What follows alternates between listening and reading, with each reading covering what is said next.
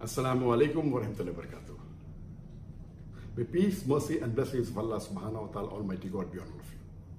I am not shocked at all at the decision of the Interpol to once again refuse the request of the Indian government for a red corner notice against me. Maybe the common man in the street may be shocked.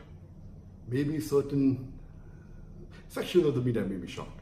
But I'm sure the NIA and the Indian government is not shocked at all at the decision of the Interpol to once again refuse the red corner notice against me, because they know that all the allegations that are laid against me, it is absolutely fictitious and they don't have an iota of evidence about it. My lawyers tell me that normally when any country requests for a red corner notice to the Interpol on charges of terrorism, rarely do they refuse it. But in this case, the Interpol, alhamdulillah, praise be to Allah, they refused it, knowing very well that all these allegations were fictitious, they don't have an iota of evidence, and it has a political and a communal agenda. Normally, when the Interpol issues a red corner notice against charges of terrorism, doesn't mean that the person is a terrorist.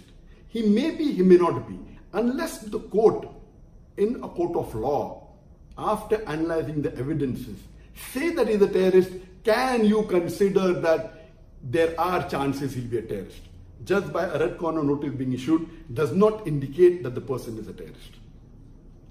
It has been for more than 3 years since the Indian government, the NIA, is trying to find evidence against me. They started in July 2016, 3 years ago, to find charges against me.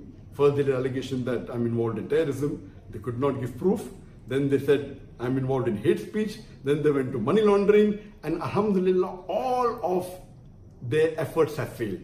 Even the appellate court of ED, they clearly said, and they put a stay on them to attach my properties. That means the verdict of the judge carries a bigger weight than the complaint made by the ED. I wonder that why for the past 3 years is the NIA, the Indian agency, wasting the taxpayers' money just to follow the agenda of the political bosses? Don't they have the spine to speak the truth? Have not these officers read the Holy Scriptures? And I wonder that why is the Prime Minister of India, that is Narendra Modi, the NIA and the Indian agencies are not following the advice given to them in the Hindu scriptures?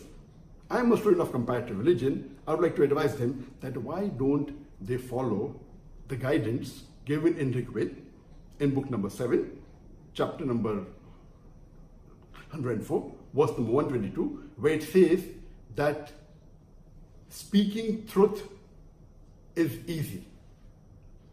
The distinction between falsehood and truth and the knowledge of absolute truth is mentioned in the scriptures. Falsehood is evil and brings destruction.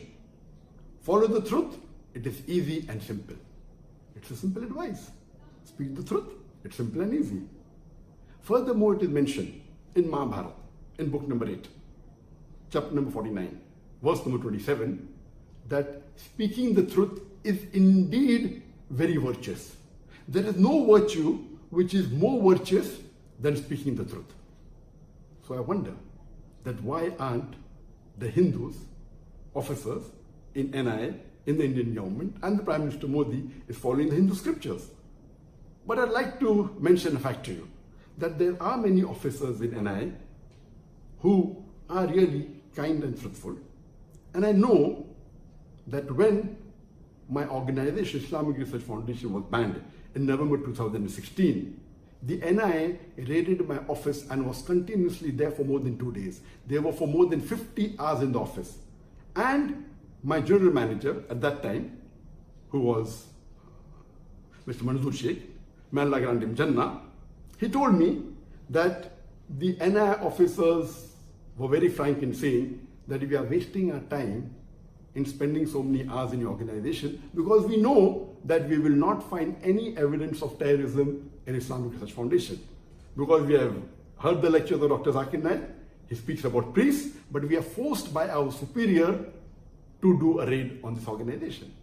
One senior officer of NI went to the extent of saying, when his immediate boss told him to scrutinize and scan my lectures, and he told him thrice, and they could not find any evidence that I'm promoting terrorism. When his boss told him the fourth time that again you scrutinize the lecture, he was very frank to say that if I ask my juniors to watch Dr. Zakir Naik's tape again, I'm afraid that many would accept Islam. This means they are following the slogan of India, which is known to us, that Satyamev Jayate. Where do they get the slogan from?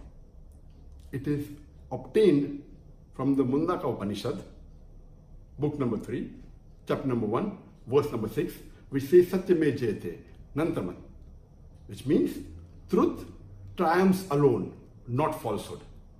I would like to thank the Interpol, because this message of the Upanishad is also mentioned in the Quran, in Surah Isra, chapter number 70, verse number 81, which says, وَقُلْ جَهَلَكْ وَذَاكَ الْبَاطِلِ إِنَّ الْبَاطِلَ كَانَ زَهُوقًا.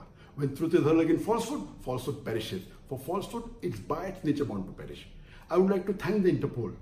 Though they are not Indian, they are following the advice of the Indian slogan, Satyamev Jayate. Truth triumphs alone. They are following the advice given in the Upanishad as well as in the Quran. My only request is, why doesn't the Prime Minister of India, Narendra Modi, the NI and the Indian agencies also follow the advice of the Upanishad and the slogan of India, that is Satyamev Jayate, truth triumphs alone.